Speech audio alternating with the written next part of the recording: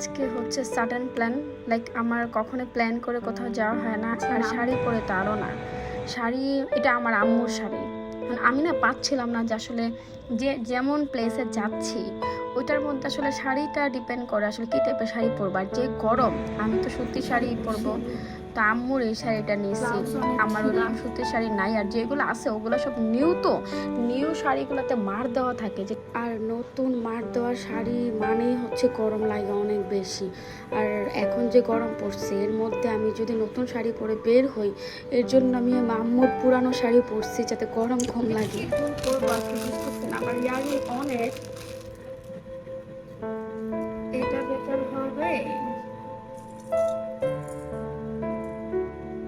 বেশি হয়ে যাবে। এবার ঠিক আছে।